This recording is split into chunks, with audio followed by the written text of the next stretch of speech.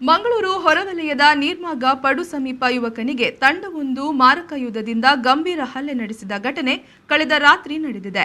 ನೀರ್ಮಾರ್ಗ ಸಮೀಪ ಪಡು post office ಬಳಿಯ ಬಿತ್ಪಾದೆ ಎಂಬಲ್ಲಿ ಈ ಘಟನೆ ಶುಕ್ರವಾರ ರಾತ್ರಿ ನಡೆದಿದ್ದು, ಅಡ್ಯಾರ್ ಪದವಿನ ರಿಯಾಜ್ ಅಹಮದ್ ಎಂಬವರು ಗಂಭೀರ ಗಾಯಗೊಂಡಿದ್ದಾರೆ.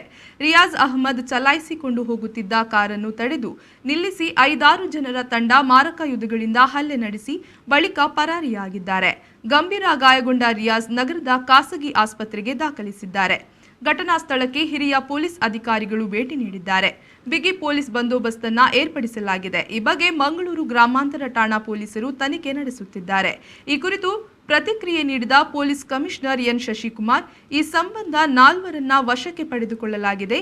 ಹಲ್ಲೆಗೆ ಏನು ಕಾರಣ ಎನ್ನುವುದು ತಿಳಿದು ಬಂದಿಲ್ಲ ಎಂದು ಹೇಳಿದರು.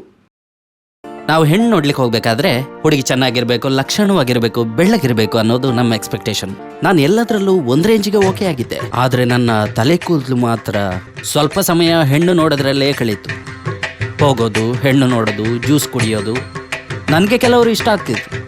ಬಟ್ ಹುಡುಗಿರು ಕೂದಲಿಲ್ಲ ಅಂತ ರಿಜೆಕ್ಟ್ ಮಾಡ್ತಾರೆ. ಬೋಳು ತಲೆಗೆ ಹೇಳಿ ಗುಡ್ ಬೈ. 20 ವರ್ಷಗಳ ಅನುಭವ ಹೊಂದಿರುವ ಡಾಕ್ಟರ್ ಮಹೇಶ್ ಮಲ್ವದ್ಕರ್ ಅವರ ಬಿಯೋಮಾಂಡ್ ಹೇರ್ ರಿಪ್ಲೇಸ್ಮೆಂಟ್ SL ವಿಲ್ಕಾನ್ 3rd floor Bendurwell junction, Kankanadi, Mangaluru.